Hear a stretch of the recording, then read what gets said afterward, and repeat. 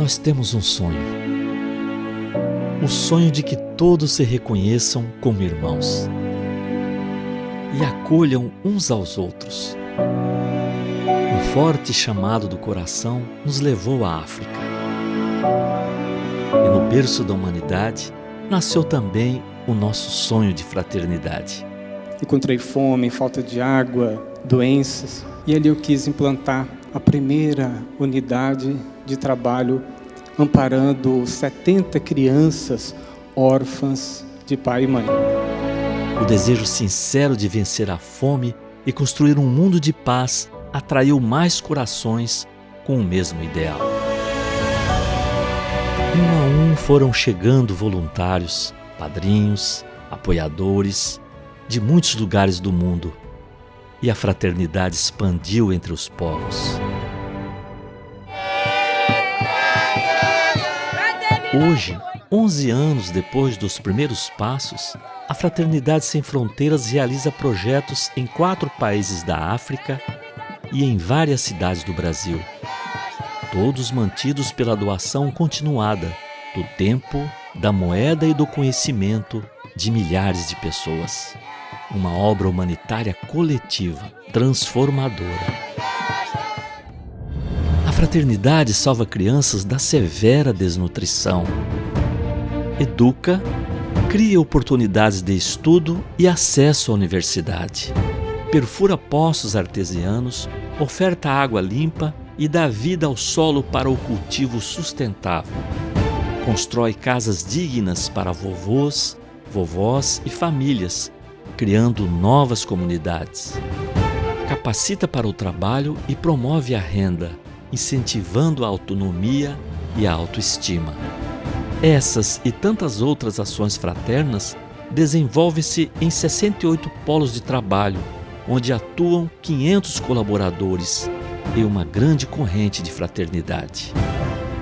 Juntos, acolhemos pessoas refugiadas de seus países de origem, crianças e adultos com doenças raras, famílias do sertão nordestino, instruímos música, ajudando a formar crianças e jovens.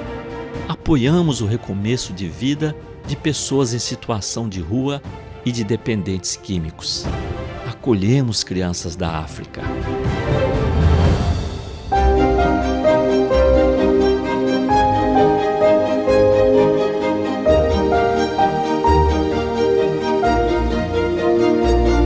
Os valores da causa, as ações continuadas, a obra coletiva de amor receberam reconhecimento e incentivo com os prêmios Você e a Paz na categoria Instituição que Realiza e Prêmio Inspiração. Você não vai ajudar a pessoa porque ela é uma pessoa pobre ou coitada. Não. Você vai se movimentar porque ele é teu irmão. Estamos vivendo a fraternidade. Adeptos de diferentes religiões, filhos de diversas nações, negros, brancos, pobres, ricos, somos um só povo, um só coração. E sonhamos com um dia em que não haverá mais fome e todos viverão com dignidade e como irmãos. Vamos juntos, vamos mais longe. O pouquinho de cada um pode mudar o mundo. Apadrinhe, doe o seu amor. Queridos amigos, boa noite. Que as bênçãos de Jesus envolvam os nossos corações em muita paz, em muita harmonia. Sejam bem-vindos ao nosso canal do YouTube para esse 13º encontro virtual, essa live beneficente, Jesus e os Apóstolos. Hoje nós finalizamos um ciclo com 13 palestras, falando a respeito da vida de Jesus com seus seguidores e hoje fazendo este encontro virtual para finalizarmos todas as nossas reflexões em torno dessa temática. Iniciamos hoje de uma maneira diferente com o vídeo da Fraternidade Sem Fronteiras. essa organização que tem já há 11 anos levado aos corações, tanto dos africanos quanto de nós, os brasileiros, oportunidades das mais diversas. Durante todo o nosso encontro, ficará disponível aqui na nossa tela o QR Code. Basta você apontar a câmera do seu celular para o QR Code, que abrirá uma tela onde você poderá fazer a doação do valor que desejar. Todos os valores são bem-vindos. No nosso chat ao vivo e também na descrição deste vídeo encontra-se todas as contas da Fraternidade Sem Fronteiras, o Pix da instituição, que é o CNPJ. Existem várias maneiras de poder ajudar e também contribuir. Hoje o nosso encontro versará sobre Jesus e os apóstolos, mas nós temos momentos musicais diferentes. Temos também a palavra do nosso querido Wagner Moura, que é o presidente fundador dessa instituição. Então, são momentos que realmente vão nos trazer muita alegria. E logo, para nós podermos entrar no clima deste encontro virtual, em torno de Jesus e os seus seguidores, nós vamos agora convidar os nossos internautas para que possamos elevar os nossos pensamentos por meio da prece musicada, que hoje contará com a participação do nosso querido Antônio Carlos, mais conhecido como Toninho.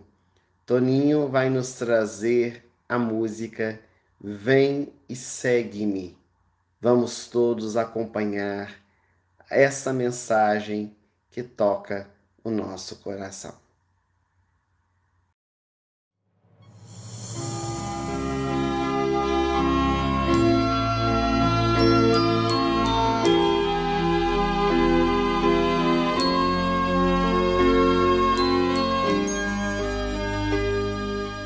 Olha lá no alto da montanha, uma luz imensa a brilhar.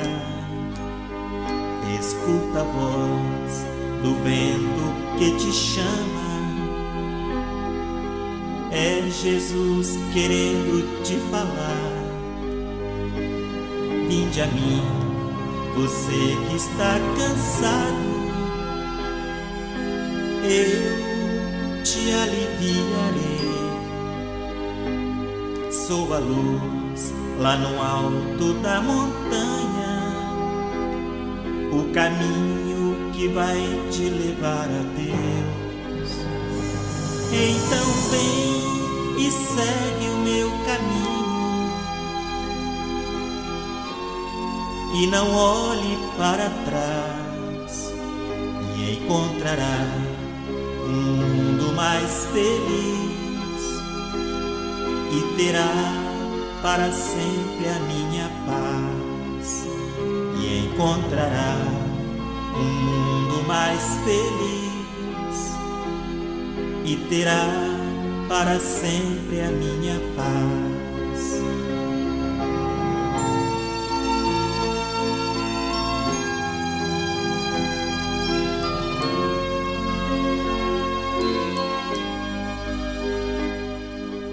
Olha lá no alto da montanha,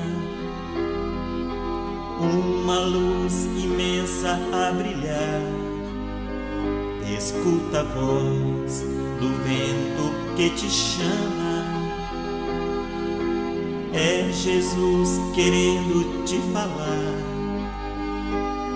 Vinde a mim, você que está cansado, eu te aliviarei. Sou a luz lá no alto da montanha, o caminho que vai te levar a Deus. Então vem e segue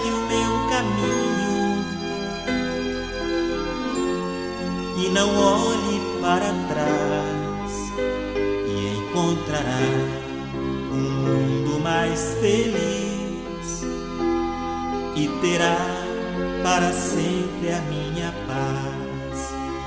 E encontrará um mundo mais feliz e terá para sempre a minha paz. E encontrará um mundo mais feliz e terá para sempre a minha paz.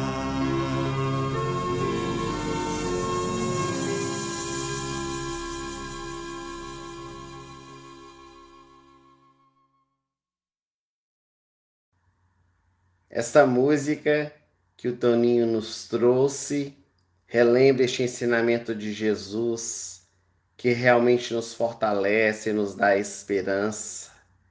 Vinde todos vós que estáis cansados e oprimidos, que eu vos aliviarei. Leve é o meu fardo, suave é o meu jugo.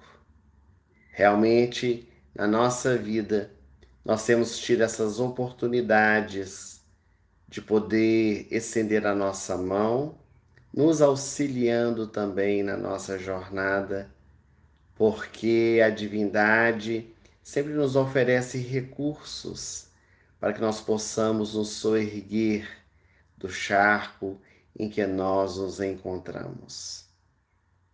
Hoje, conforme nós dissemos, nós vamos trazer uma mensagem do nosso querido Wagner Moura. É uma mensagem de agradecimento a todos aqueles que participaram conosco destes 3 encontros, aqueles que fizeram as suas doações, que contribuíram com a Fraternidade Sem Fronteiras. Todo valor é sempre bem-vindo, toda doação se multiplica em bênçãos em favor de tantos quantos sofrem. Então nós vamos escutar a mensagem do Wagner envolvendo o nosso coração. Vamos todos acompanhar. Olá, meus amigos, sou Wagner Moura, eu estou aqui na base da Fraternidade Sem Fronteiras em Moçambique, um centro de distribuição e a base também de trabalho dos caravaneiros e a base de distribuição para 30 polos de trabalho aqui em Moçambique, atingindo próximo de 14 mil crianças, né?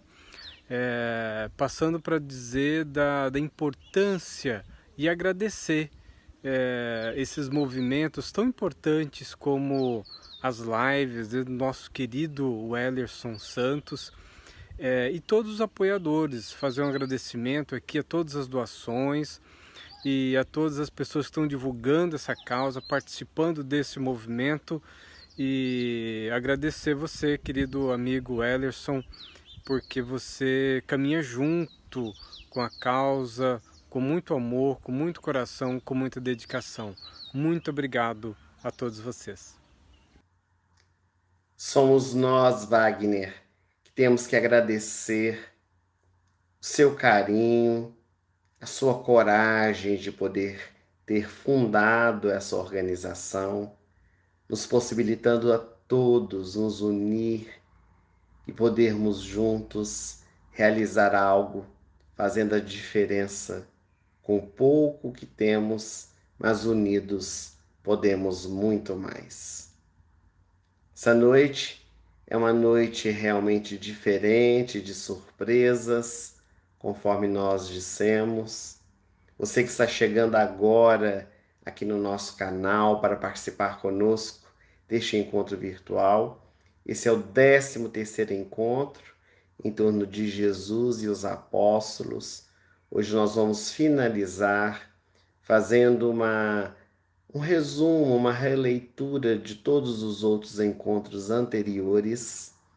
Então, você que queira estudar, queira aprender mais um pouco sobre a vida de Jesus e os apóstolos, todas as lives anteriores, cada uma falando de um apóstolo, estão disponíveis aqui no nosso canal.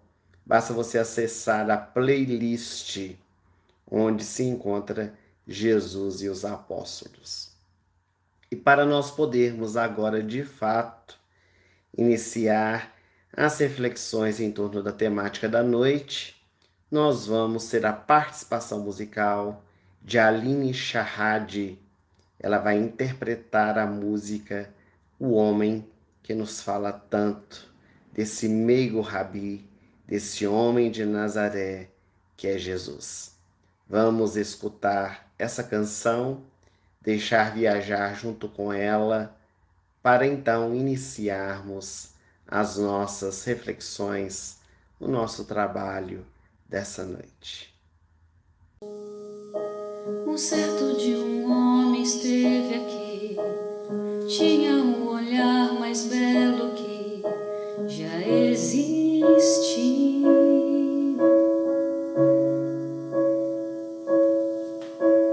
Tinha no cantar uma oração, no falar a mais linda canção que já se ouviu.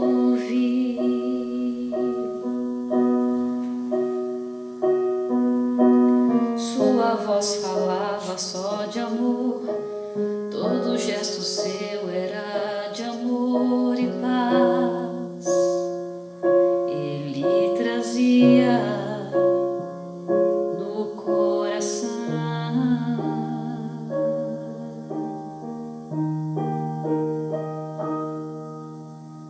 Ele pelos campos caminhou, subiu as montanhas e falou do amor maior.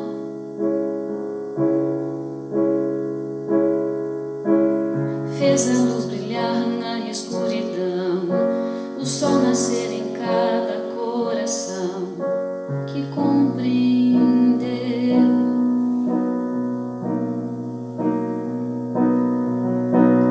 que além da vida que se tem, existe uma outra vida além assim, o renascer. Morrer não é o fim.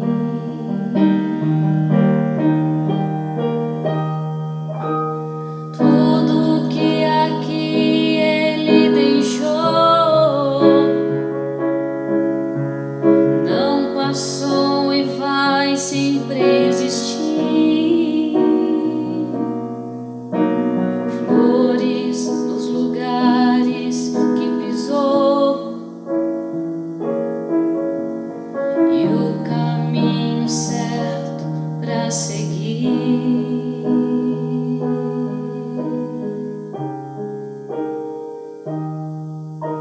Eu sei que ele um dia vai voltar e dos mesmos campos procurar o que plantou.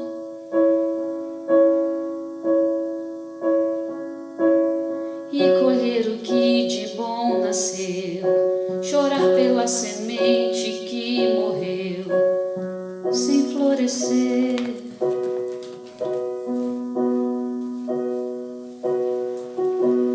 Mas ainda é tempo de plantar, fazer dentro de si a flor do bem crescer, pra lhe entregar quando ele aqui chegar.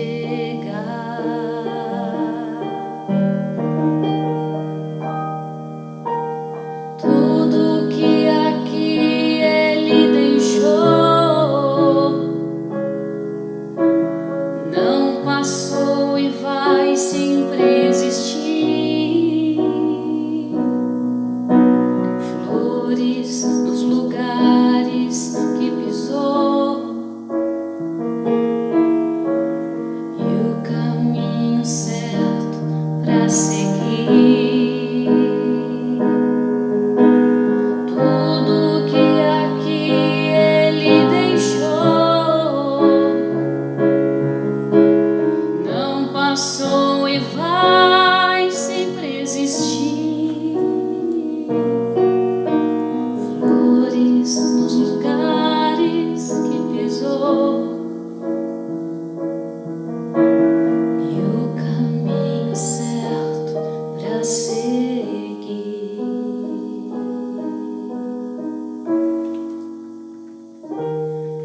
a seguir.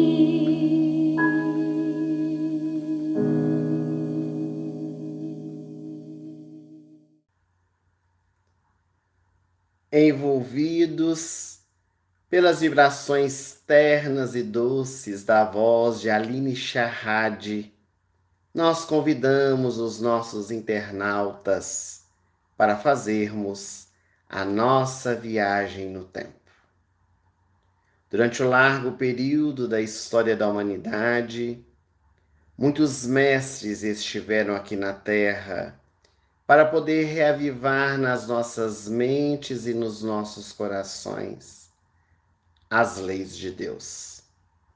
E, logicamente, a grande maioria deles tiveram seus seguidores, os seus discípulos, aqueles homens e mulheres que seguiram os seus passos, transformando-se em testemunhas oculares da sua mensagem, da sua vida, dando continuidade e propagando a mensagem que eles trouxeram para outros lugares, outras civilizações.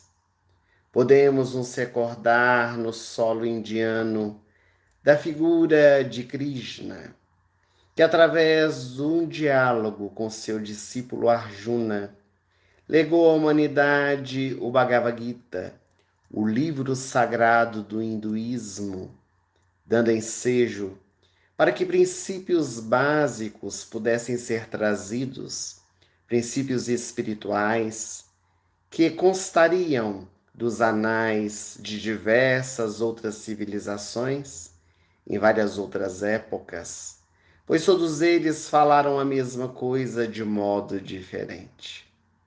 Também na Índia, vamos encontrar Buda, que trouxe à humanidade as 9 verdades, o caminho do meio, que pôde ter e ainda possui tantos discípulos, tantos seguidores, que saem disseminar a mensagem da plenitude, da busca do Samadhi. Na China multimilenária, Lao Tse e Confúcio puderam trazer para a humanidade as bases da política, da vivência da família, puderam trazer tantas e tantas mensagens que também ficaram grafadas na história para que nós outros, na posteridade, pudéssemos conhecer e entender que a mensagem divina está imbricada em todas as religiões, em todas as filosofias, trazendo-nos condições para a nossa iluminação interior. Na Grécia, eis que grandes filósofos se levantaram, como Sócrates, seu discípulo Platão e tantos outros, que modificaram o pensamento da humanidade, especialmente Sócrates, que descobriu a psique humana, que o homem é muito mais do que um ser pensante, é um ser espiritual. Mas foi nas terras da Galileia que iria surgir o cantor nazareno. Jesus, o homem incomparável, que veio dos páramos celestiais, das esferas mais sublimes, para conviver conosco nas trevas da nossa ignorância. Durante a sua estada aqui na terra, trazendo as boas novas de alegria, o seu evangelho de amor, ele contou com 12 homens, a quem chamou apóstolos, as testemunhas oculares, que ao lado dele iriam aprender os seus ensinamentos, para mais tarde poderem divulgar. Todas as vezes que vamos estudar sobre Jesus e os apóstolos, é muito importante que nós façamos uma diferença entre duas palavras que parecem sinônimas, mas na verdade não é. A palavra discípulo e a palavra apóstolo. A palavra discípulo, ela significa aluno, vem do latim, aquele que escolhe o seu mestre. E a palavra apóstolo, ela vem do grego e significa embaixador, aquele que é escolhido. O benfeitor espiritual Emmanuel, pelas mãos abnegadas de Francisco Cândido Xavier, chegou a asseverar que nós somos discípulos da Boa Nova, que nós escolhemos como nosso mestre o meigo Rabi da Galileia. Portanto, todos aqueles que seguem os ensinamentos de Jesus são seus discípulos. Mas, logicamente, nem todos são apóstolos. Os apóstolos, eles foram escolhidos. Foram aqueles 12 homens chamados por Jesus. Aqueles que realmente estiveram presentes nas primeiras horas, realizando um trabalho extraordinário para que a mensagem cristã, a mensagem do Evangelho, a mensagem divina, pudesse ser trazida a tantos corações. Hoje o cristianismo é uma das maiores religiões do mundo. Com esses conceitos estabelecidos, nós percebemos que nem todo discípulo é apóstolo, mas todos os apóstolos são discípulos. Então, esses 12 homens, antes de serem chamados apóstolos, foram discípulos de Jesus. E de uma forma didática, para que nós possamos seguir a linha do raciocínio dessa noite, buscando englobar a vida de Jesus com esses 12 homens, para que possamos compreender mais um pouco acerca disso, podemos dividir de uma forma didática em 3 fases distintas a vida de Jesus com esses homens. A primeira fase, a do chamamento, a segunda fase da educação e a terceira e última fase, a fase da missão, fase missionária. Então, a primeira fase, que é a do chamamento, ela vai se iniciar naquela bela manhã de sol, na cidade de Cafarnaum, quando Jesus, chegando ali à beira do mar da Galileia, se deparou com 2 pescadores que eram irmãos, que estavam voltando do trabalho. Tratava-se de André e Simão. E ao vê-los, Jesus disse apenas uma frase: eu vos convido para que hoje não sejais mais pescadores de peixes, mas de homens. E aqueles 2 homens, eles pularam do barco, vieram em direção a Jesus, e o mestre colocou as mãos pesadas sobre os ombros de Simão e lhe disse: tu és Simão Bar-Jonas, mas a partir de hoje eu te chamarei Cefas, que quer dizer pedra, e sobre a tua pedra eu edificarei a minha igreja. Logo um pouco mais à frente, naquela mesma manhã, Jesus se deparou com Tiago e João, filhos de Zebedeu e Salomé. Eles também estavam trabalhando, recolhendo as redes do mar, separando os peixes pequenos dos grandes, os saudáveis dos doentes, para serem vendidos no mercado, quando o mestre lhes faz também uma pergunta: desejais participar comigo das boas novas de alegria?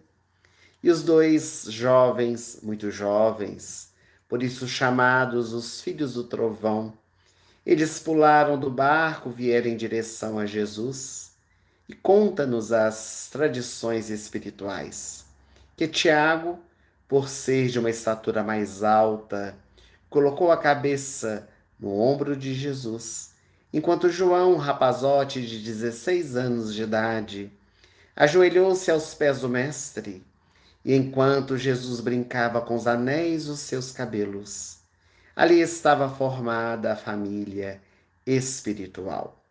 Tiago, por sua estatura ser grande, ficou conhecido como Tiago Maior. Estavam chamados os 4 primeiros discípulos. Jesus começa a sua tarefa, é convidado às bodas de Caná, onde transforma água em vinho. E a notícia se espalha como uma leve brisa. De boca a ouvido, todos falam a respeito do Nazareno que se encontra na terra. Quem sabe o Messias, o grande rei dos judeus. Estando na cidade de Betânia, Jesus se depara com Filipe e diz apenas uma frase: segue-me. E ele, sem pestanejar, seguiu os passos de Jesus. Possui um amigo, desses amigos que todos nós temos, com os quais compartilhamos alegrias e tristezas, com os quais nós queremos dividir tudo aquilo que nos traz alegria, que nos traz sabedoria. E Filipe, entusiasmado por estar acompanhando os passos de Jesus, vai contar ao seu amigo Bartolomeu, também conhecido como Natanael, aquele a quem ele havia conhecido. Enquanto Bartolomeu na sua casa, o homem estava sentado debaixo de uma figueira, quando insistentemente Filipe chamava à porta. Bartolomeu foi atender, e Filipe, entusiasmado, esbaforido, com o sol a pino, disse: aquele a quem procuramos, nós encontramos. Chama-se Jesus de Nazaré, filho de José e Maria. Bartolomeu sorriu, gargalhando, e disse: mas pode vir alguma coisa boa de Nazaré? Vem ver com seus próprios olhos, informou então Filipe. E Bartolomeu foi seguir os passos do seu amigo para ir ao encontro do meigo Rabi. Encontraram Jesus numa estrada poeirenta. O mestre estava sentado sobre uma rocha, debaixo de uma frondosa árvore. Quando eles estão se aproximando, eis que Jesus diz: eis aqui um verdadeiro israelita, em quem não há fingimento. Bartolomeu ajoelhou-se aos pés de Jesus, beijou as suas mãos. Ele disse: Senhor, mas tu me conheces, sem nunca ter me visto. Eu sou o bom pastor e conheço todas as minhas ovelhas.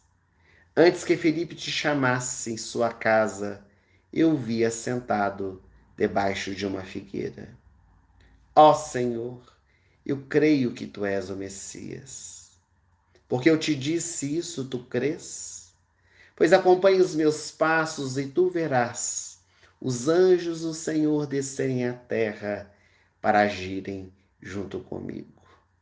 E foi assim que Bartolomeu também engrossou as fileiras junto a Jesus.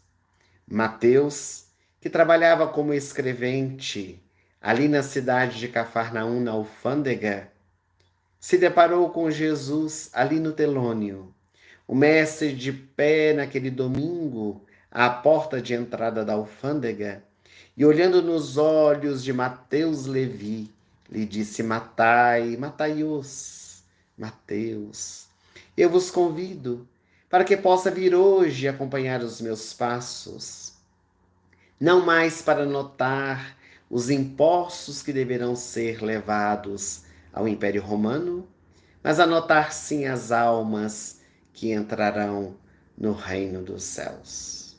E foi assim que Mateus abriu a portinhola da alfândega para poder acompanhar os passos de Jesus. Não se sabe bem ao certo quando foi e como foi que Judas Iscariotes foi convidado por Jesus para poder acompanhar os seus passos.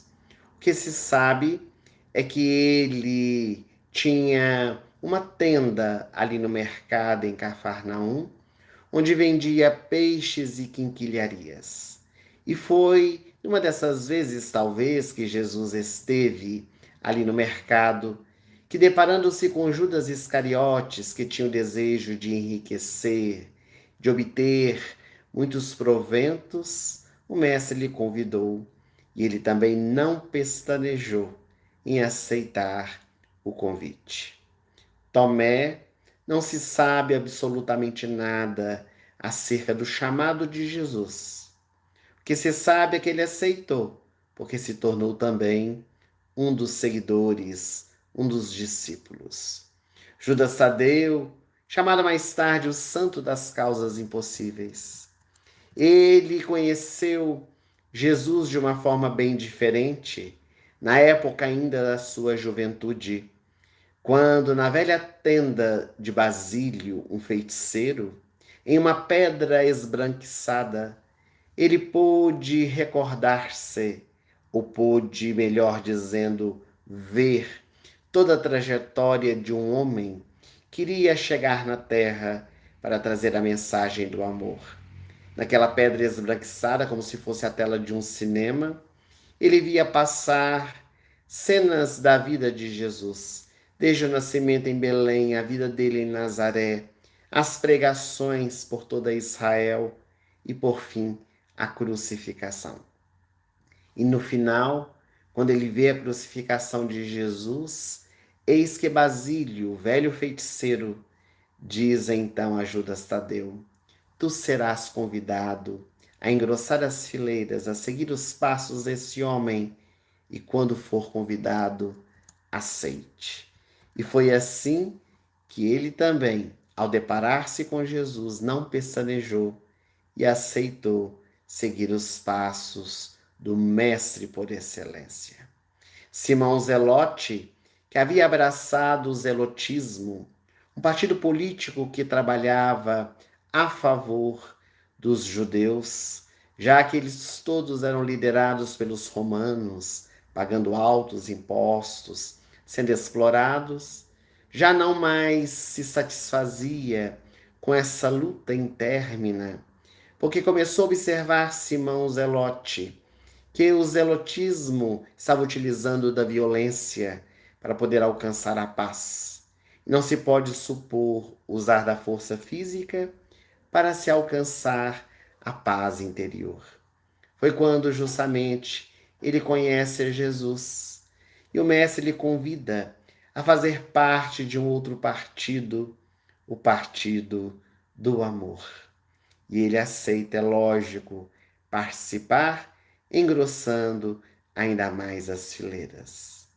Por fim, Tiago Menor, que era um homem muito afeiçoado às tradições mosaicas, um grande estudioso de todos aqueles ensinamentos, ele pôde preparar o seu coração para ser chamado por Jesus quando teve um encontro espiritual com Moisés, o grande legislador hebreu, que lhe falou acerca de Jesus, que lhe disse que ele próprio, Moisés, havia vindo à terra sob a tutela desse Nazareno, que pôde dirigir-lhe os passos para que ele pudesse receber no Monte Sinai os 10 mandamentos, trazendo tantas diretrizes aos corações dos homens e preparando os caminhos para que mais tarde as boas novas pudessem alegrar os nossos corações.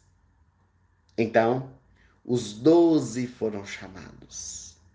Os 12 discípulos estavam ao lado de Jesus. E foi justamente neste instante, depois de o mestre ter chamado, convidado esses homens, logicamente nesta época, Jesus possuía vários outros discípulos, vários outros seguidores. Conta-se que quando Jesus passava numa cidade, romarias acompanhavam seus passos, muitos homens e até mulheres queriam acompanhar também a sua trajetória, as suas viagens, mas ele resolveu escolher 12 homens e os convocou naquela bela manhã, ali nas margens do Mar da Galileia, dentro do barquinho de Simão Pedro, quando inaugura uma nova fase de Jesus com os apóstolos, que de uma forma didática chamaremos a fase educacional, a fase de preparo para que Jesus pudesse, então, direcionar os passos e poder preparar os caminhos para que eles pudessem mais tarde divulgar a mensagem. E foi ali, dentro do barquinho de Simão, envolvido por uma multidão, que ele foi nomeando um a um, chamando os 12, para, ao final, fazer um discurso que ficou conhecido como discurso apostólico. Curai os enfermos, limpai os leprosos, expulsai os demônios, devolvei vista aos cegos, fazei andar os paralíticos. Dai de graça, que de graça recebestes. Não levai convosco nem ouro, nem prata e nem bronze, somente o necessário para o caminho. Quando entrardes numa cidade, e por acaso aquela cidade ou as pessoas não vos acolher, batei ali o pó das vossas sandálias e segui adiante, porque eu vos envio como ovelhas em meio aos lobos. Sede prudentes como as serpentes, mansos como as pombas. Os homens vos perseguirão, vos açoitarão, por mim e por minha causa. Mas aqueles que perseverarem até o fim, estes sim serão salvos. E quando Jesus silencia, no ar paira aquelas vibrações harmoniosas e amorosas, contagiando os corações de todos quantos pudessem escutá-lo. O interessante em todo esse processo de chamamento e educação de Jesus com seus primeiros seguidores é que eles, os 12, não pestanejaram, não pediram para pensar. Nenhum deles pediu a Jesus um tempo para meditar acerca do convite, da proposta. Todos eles aceitaram de pronto e puderam dar o seu testemunho, trazer o exemplo para todos nós. De certo que os apóstolos não eram homens perfeitos. Eram espíritos preparados, mas não perfeitos. Porque se eles fossem perfeitos, talvez hoje o cristianismo não seria, conforme nós dissemos, uma das maiores religiões do mundo.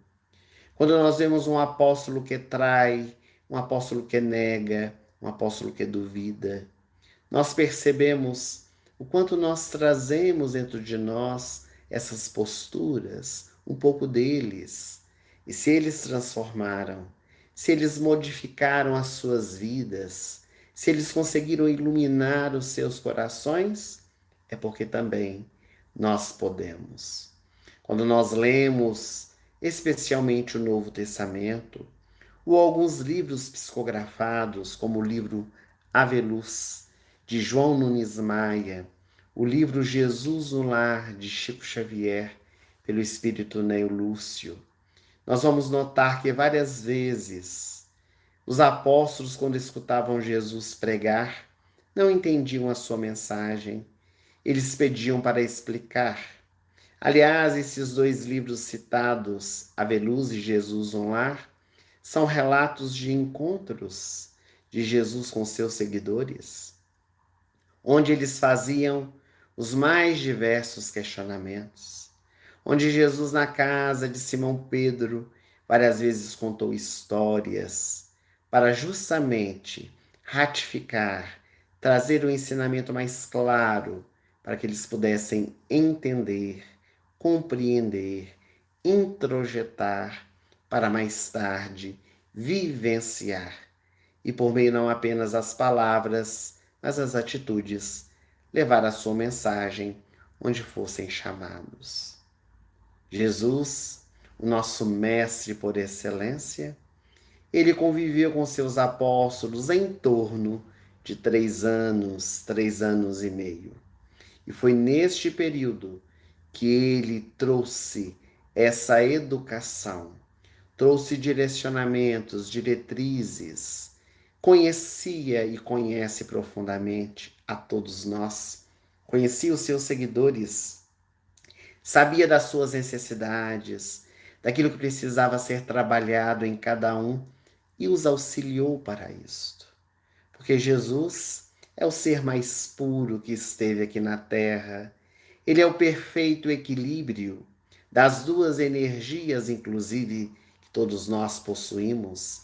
Carl Gustavo Jung, ele vai dizer que nós somos possuidores de duas energias, a que ele chamou ânimos e ânima.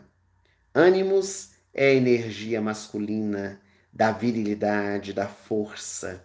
Ânima é a energia feminina da docilidade, das virtudes, o sentimento. Quando nós nos reencarnamos em alguma polaridade masculina ou feminina, somos convidados a desenvolver essas potencialidades. Ora no corpo masculino com ânimos, ora no corpo feminino com ânima, naturalmente com algumas exceções, porque nós encontramos muitas mulheres que têm um ânimos exacerbado, essa energia masculina, como também temos muitos homens com a energia feminina exacerbada, um ânimo, caminhando para o equilíbrio, como estava presente em Jesus. Jesus, embora estivesse encarnado num corpo masculino, ele era o perfeito equilíbrio entre o ânimos e o ânima, e sabia utilizar dessas energias no momento certo, na hora exata. Diante dos doutores da lei, que vinham tentá-lo, testá-lo, ele dizia com voz firme, porque a severidade utilizada na hora certa é também amor. Raça de víboras, até quando permanecerei convosco?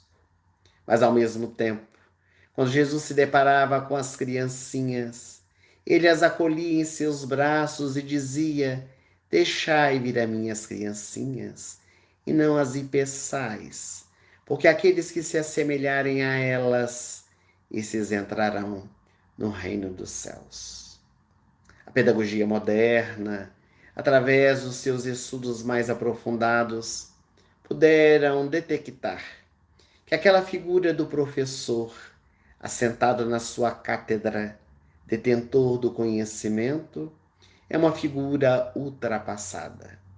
Hoje é bem entendido como bom professor aquele que participa com seus alunos, que troca experiências, que reconhece que está numa condição momentânea de instruir, mas ele também pode aprender muito com aqueles que são seus tutelados. Aquele que, embora tenha autoridade, tem o que aprender, e que desce a furna, desce as escadas para conviver com aqueles que estão em uma condição de ignorância, para dar a mão, para auxiliar a subir as escadas junto com ele.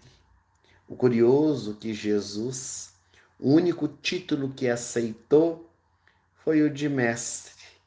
Quando o mancebo rico procurou Jesus na casa de Simão Pedro, eis que se aproximou e disse: bom mestre, que devo fazer para entrar na vida eterna? E eis então que Jesus disse: por que me chamas bom? Bom é meu Pai que está nos céus. Mestre, sim, eu sou. Então o título de mestre Jesus aceitou, porque ele realmente é esse professor, esse homem que desceu das esferas sublimes para conviver conosco nas trevas da ignorância, para nos dar a mão e nos soerguer, como fez com muitos que se encontravam tão distantes da luz, e ele ascendeu para poder clarear a noite escura. Jesus, como um bom educador, também utilizou-se de um processo didático de ensino, hoje também muito utilizado dentro da pedagogia, que é a maiêutica socrática. Quando questionado, ele não respondia. Às vezes fazia uma contrapergunta, para que o indivíduo pudesse tirar de dentro os conceitos que já trazia adormecidos ou esquecidos. É famosa a parábola do samaritano. Todos nós a conhecemos. Mas nessa parábola está implícito esse comportamento de Jesus, porque o doutor Halley aproxima-se de Jesus e pergunta o que ele devia fazer para herdar a vida eterna. E Jesus então faz a contrapergunta: que está escrito na lei? Como lês tu? E o homem vai discorrendo os mandamentos, os 10 mandamentos da Torá hebraica, recebidos por Moisés. E quando ele termina, Jesus disse: respondeste muito bem, faze isso e viverás a vida eterna.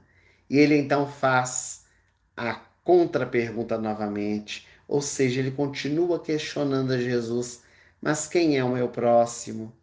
E o mestre não responde. Conta uma parábola, a história do bom samaritano. E ao terminar de contar a história que todos nós conhecemos, ele questiona ao final quem era o próximo daquele que havia caído nas mãos dos salteadores. E então, o doutor da lei, que já trazia os direcionamentos dentro do coração, que sabia da importância da caridade, respondeu aquele que usou de misericórdia para com o caído: vai e faze tu mesmo, respondeu Jesus. Então, Jesus mostrou para o doutor da lei, para todos nós, que ele sabia exatamente o que tinha que fazer para herdar a vida eterna.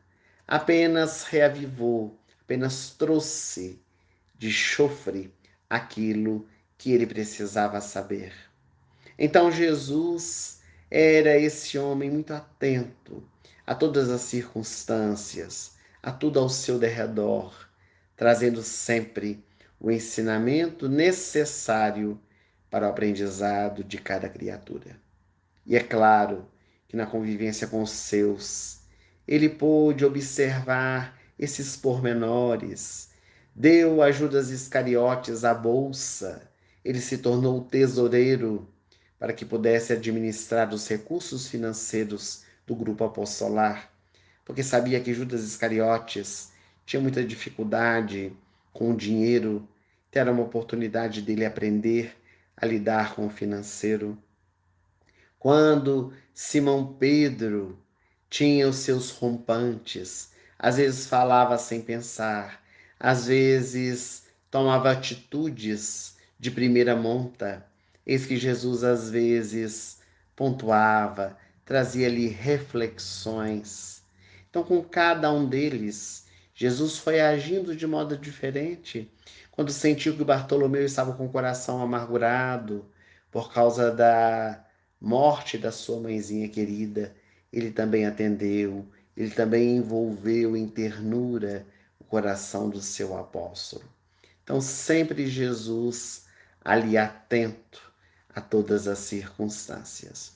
Mas esse homem que foi só amor, esse homem que nos trouxe esse legado extraordinário, que hoje nos debruçamos nele para poder aprender, que é o Evangelho, foi mal compreendido, foi perseguido e foi levado à crucificação. E quando Jesus é morto, levado à cruz infamante, nós podemos dizer que aí se inicia uma nova fase de Jesus e os apóstolos, que é o período missionário, quando realmente os seguidores de Jesus vão dar o testemunho, vão realmente seguir adiante para poder levar a mensagem do Evangelho a outros corações. No dia conhecido como Pentecostes, quando Jesus ascende às esferas sublimes, no Monte das Oliveiras, quando estava envolto por uma pequenina multidão, os 500 da Galileia, ele realiza aquele sermão do Ide e pregai, levai a minha mensagem a todos os povos e onde se fizer necessário. E eis que os apóstolos, quando ele finaliza e desaparece, começam a falar em línguas diferentes, as chamadas línguas de fogo, para que eles pudessem dessa forma levar a mensagem àqueles que estavam ali presentes, de outros lugares, de outras cidades, que muitas vezes não falavam a língua da região, e eles, sem saberem objetivamente naquela encarnação a língua, falavam para poder se comunicar, convertendo a muitos. Então, assim começa o trabalho missionário desses grandes trabalhadores. Simão Pedro, o mais velho, resolve fundar a primeira instituição cristã, a Casa do Caminho, na estrada de Jope, em Jerusalém, onde, juntamente com outros, realiza um trabalho extraordinário de distribuição de alimento, da palavra. A Casa do Caminho era um imenso telheiro, onde eles podiam se reunir para sentir a presença de Jesus, estudar os seus ensinamentos. E cada um deles puderam seguir os seus passos, puderam realizar o trabalho a que foram convocados, dando testemunho, deixando o exemplo para todos nós. Mas como disse Jesus no seu sermão, logo quando eles foram chamados apóstolos, que eles seriam perseguidos, que eles seriam vilipendiados, mas aquele que perseverasse até o fim seria salvo. Eis que começa a grande perseguição contra os cristãos. E o primeiro apóstolo a selar com sangue o seu amor a Jesus foi Tiago Maior, quando, por ordem de Herodes Agripa, ele morre a fio de espada na cidade de Jerusalém, por volta do ano 42. Um pouco mais tarde, chega a vez de Tomé, na cidade de Madras, na Índia, quando a flechadas envenenadas, ele volve à pátria espiritual, sendo recebido por Jesus naqueles instantes extremos, quando o veneno entra na corrente sanguínea, ele tem vontade de gritar, e Jesus lhe diz: não grite, Tomé, porque a tua vida já gritou. André, o apóstolo, que por volta do ano 60, em Patras da Caia, na Grécia, foi crucificado em uma cruz em forma de X. Tiago Menor, no ano 62, foi apedrejado, pisoteado e decapitado por ordem do Conselho do Templo. Simão Zelote, na Pérsia, foi decapitado e os seus membros espalhados pela cidade, para servir de exemplo àqueles que desejassem seguir os ensinamentos de Jesus. Simão Pedro, em Roma, foi crucificado de cabeça para baixo. Bartolomeu, por volta também do ano 68, na Armênia Maior, depois de converter o rei Polínio, sua esposa, e mais de 12 cidades, os sacerdotes pagãos mandaram que ele pudesse ser esfolado vivo. Arrancaram a sua pele e, pelo fato de não ter falecido, ele então foi decapitado e queimado em praça pública. Judas Tadeu morreu a golpes de machadadas. Mateus foi apedrejado, decapitado e depois queimado. Filipe, por ordem do imperador Domiciano em Herápolis, foi enforcado. E João foi o único apóstolo que teve morte natural, apesar de haver sofrido na ilha de Patmos aquele episódio tão marcante, quando foi colocado dentro de um tacho de azeite quente fervendo durante 3 dias. Ele não desencarnou, e foi somente no ano 102 aproximadamente que ele retorna à pátria espiritual, podendo cumprir com seu dever, com a consciência tranquila, ele que se dedicou tanto à divulgação do Evangelho e também cuidou de Maria, a mãe de Jesus e mãe nossa. Não podemos nos esquecer de Judas Iscariotes, que suicidou-se, que colheu os frutos da sua semeadura. O que mais lhe pesou na contabilidade divina não foi a sua traição, foi o seu suicídio, mas a misericórdia divina se apresenta para todos nós.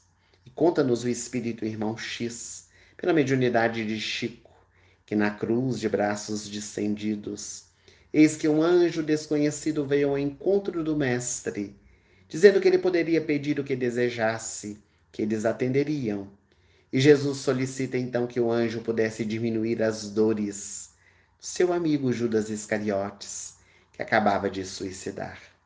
E aquele rastro de luz foi deixado, e eis que o anjo vai diminuir as dores, não retirá-lo dali, da região em que ele se encontrava, que precisava vivenciar a experiência para o aprendizado. E eis então que ele vai, aos poucos, se fortalecendo, se envolvendo na meditação das suas próprias atitudes, para que mais tarde a Maria de Nazaré pudesse recolhê-lo daquela região e ele reiniciar toda a sua trajetória, tendo algumas experiências reencarnatórias, culminando como Joana d'Arc, a jovem intrépida guerreira francesa que queria retornar à pátria espiritual, traída pelo seu povo e por amor ao Evangelho de Jesus. Então notamos que a vida desses homens verdadeiramente marca os nossos corações. São convites para que nós outros, na nossa jornada, possamos meditar sobre as nossas experiências, sobre os nossos direcionamentos. Hoje não mais Jesus necessita e nem quer que nós possamos dar a nossa vida nas arenas, queimados vivos, esfolados, esquartejados, decapitados. Porque hoje o grande testemunho é viver em família, na sociedade, no ambiente religioso, onde quer que nós nos encontremos, lidando com as diferenças, levando por meio das nossas atitudes a mensagem que nos dignifica, a mensagem que nos luariza, que nos ilumina, para que assim nós consigamos, pouco a pouco, nos transformar nos verdadeiros ceareiros do Evangelho, para que, quem sabe, um dia possamos asseverar, como Paulo de Tarso: já não sou eu quem vivo, mas o Cristo que vive em mim. Ah, meus amigos, como é bom! Como é bom estudar, como é bom aprender os ensinamentos de Jesus. São esses momentos que nos fortalecem para a nossa jornada, que nos dão condições para nós suportarmos muitas vezes as adversidades, as aflições, porque o exemplo destes que foram realmente missionários nos auxiliam, nos mostram que é possível também vencer, se nós desejarmos.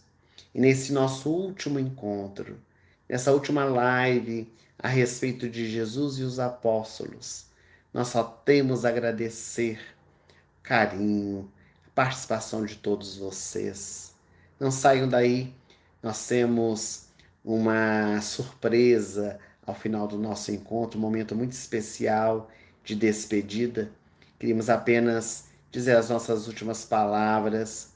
Todos vocês que acompanharam esses 3 encontros, que ajudaram a divulgar, que trouxeram suas mensagens amigas no chat ao vivo, nos comentários do vídeo, principalmente aqueles que fizeram as suas doações, a quantia que for, que puderam colaborar com a Fraternidade Sem Fronteiras.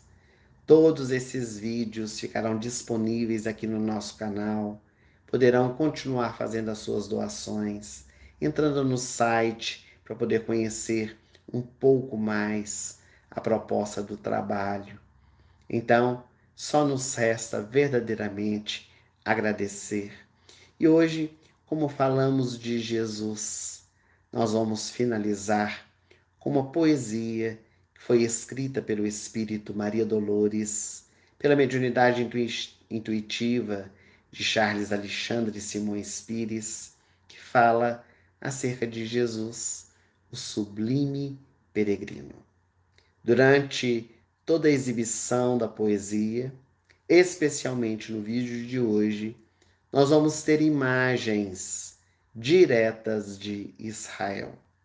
Nos anos de 2017 e 2019, nós tivemos a alegria de visitar Israel, as terras por onde Jesus passou.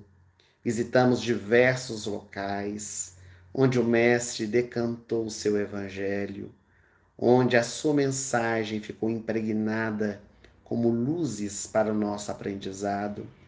E as fotos que vocês vão ver durante todo o vídeo é uma coletânea do nosso trabalho, foi fruto dos nossos registros, para que vocês consigam acompanhar. Nas fotos vão aparecer o nome dos lugares de onde elas foram tiradas.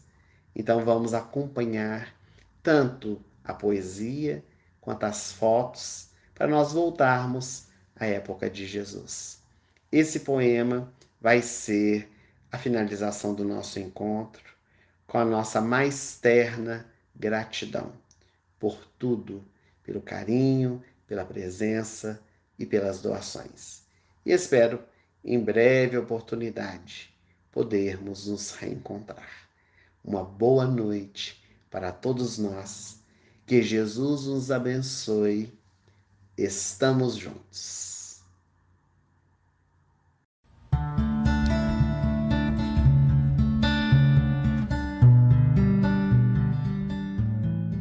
Sublime peregrino.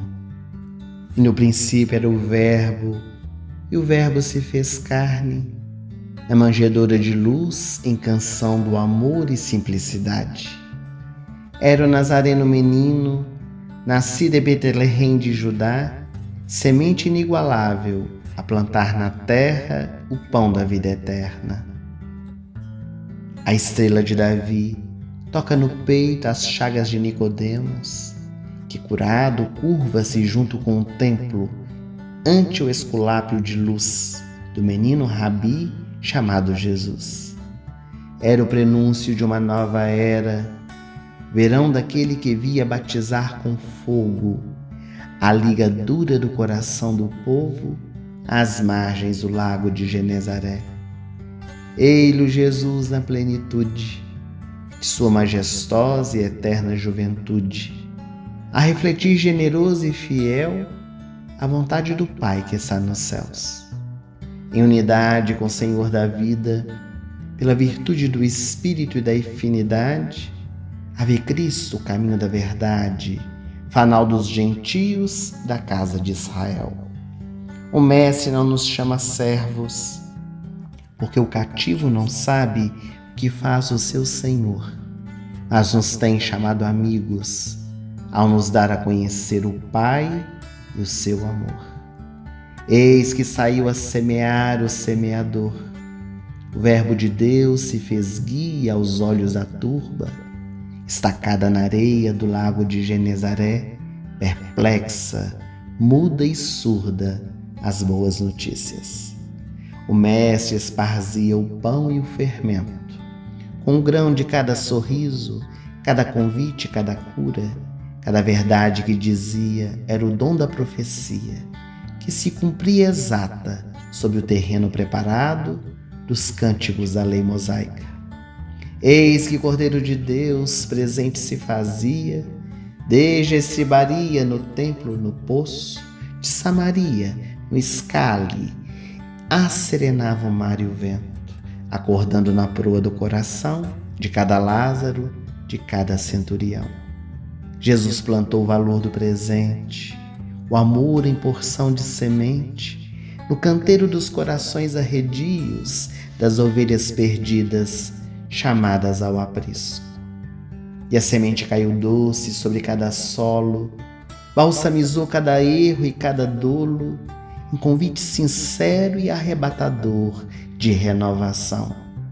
Onde a dor e o engano, lá estava Jesus em trabalho, a escrever sereno no cascalho: atire a primeira pedra quem não cometeu pecado. Eis o Mestre a curar no templo, no monte, na praça, a perguntar manso e sereno: que queres que eu te faça? Vai em paz, tua fé te curou, não tornes a pecar. Era o canto do amor encarnado, no Tabor em transfiguração. A caridade viva brotava dos olhos, das mãos e das vestes, e cada palavra firme era capaz de remover montanhas de tradição, como grãos de mostarda precisamente plantados na dor dos túmulos caiados em busca de libertação. A quem sabia que não sabia, o mestre ensinava em aberto as lições do nascer de novo, mas como bom pedagogo, nutria na mente do povo com a luz viva da verdade.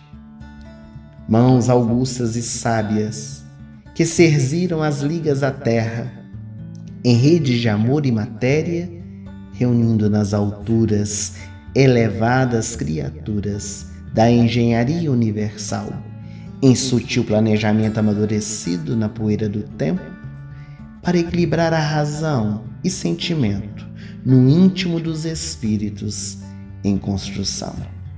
Trazia em singela manjedoura, em noite fria e luminosa, a chave única e portentosa para o banquete da evolução. Como a dizer para o mundo que a humildade por um segundo é maior do que todos os milênios de ostentação. Era Cristo em vestes de eternizada criança, e tudo que tocava transformava em luz, imagem natal da imorredora bonança, integridade divina da manjedoura à cruz. Começo de nova era da luta humana, regada ao pão e a peixe do amor do Pai, que cultivava a justiça e mostrava a misericórdia, resgatando o perdido no momento em que ele cai. Entre uma cura e outra, seguia o mestre aos olhos a multidão afoita, a se esquivar de honrarias, limpando as feridas da alma, incutindo paz e calma na gente sofrida da Palestina. Era Jesus no cair da noite, no horto a prever o açoite, transpirando o amor em sangue, no aguardo dos achotes arder.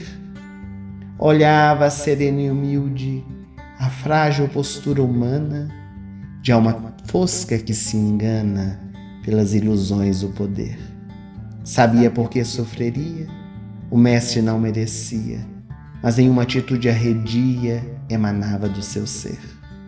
A luz do mundo acorrentada, caminho das surras e pedradas, entre criaturas exalmadas, cumpria o seu dever. A missão de libertar as gentes e regar as tantas sementes com sangue e suor, lágrimas e a vivência do saber. No céu os anjos cantavam hinos ao Rei coroado, por Deus ao seu Filho amado, em quem muito se compraz. Enquanto a turba lá embaixo bradava a Pôncio Pilatos, morte ao Cordeiro Jesus, solte-nos Barrabás.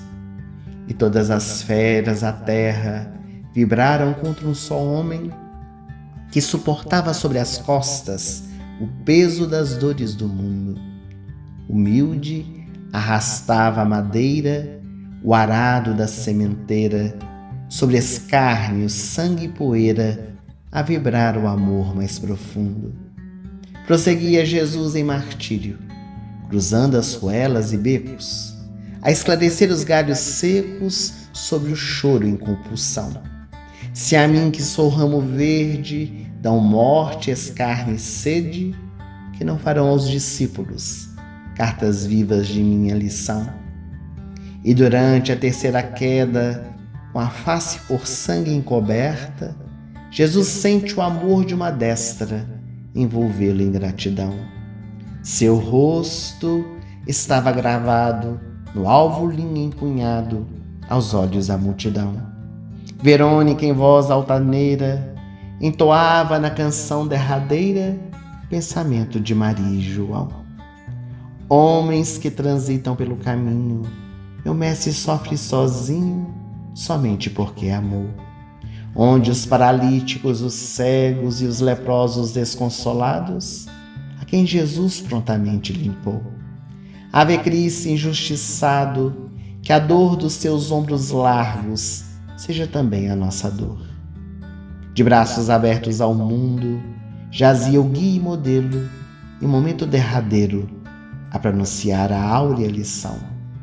O amor aos inimigos, nunca dantes pregado, era ali inaugurado na rogativa do perdão. E o maior amor da terra, aos 33 anos encerra sua única encarnação. Passados os longos 3 dias, quando a dor ainda pungia no peito do apostolado, Madalena nos braços da saudade, em angústia mais sublime, foi em busca do Rabi. Mas alguém movera a pedra, a furna estava vazia, não havia o que ungir. E lá vai Maria em carreira, cortando a face do vento, repleta de contentamento e de nova e eterna alegria. Rabone, o Senhor e Mestre, era corpo de luz inconteste, a sorrir-lhe com novo horizonte, mostrando a vida celeste. Em espírito e bondade, Jesus matava as saudades dos homens e mulheres do caminho, cumpria a promessa em detalhe: nunca vos farei sozinhos. O Mestre tornava o convívio, semeando a doutrina do alívio, do amor e da imortalidade. Eu sou Jesus o caminho, vinde a mim em verdade. Segue-me e tome a tua cruz, abre o senho carregado e deixa a vocação de bem-aventurado falar mais alto no coração. Ave luz, tua vida reverbera em cada alma que renasce e erra, segue o ensino urgente do amor. Ave Cristo da terra, perfeição que nos abre os caminhos, acendemos em nós, pequeninos, a luz do teu Consolador. Ave Cristo, mão firme do leme, os que servem a tua causa perene, saúdam nosso eterno Governador.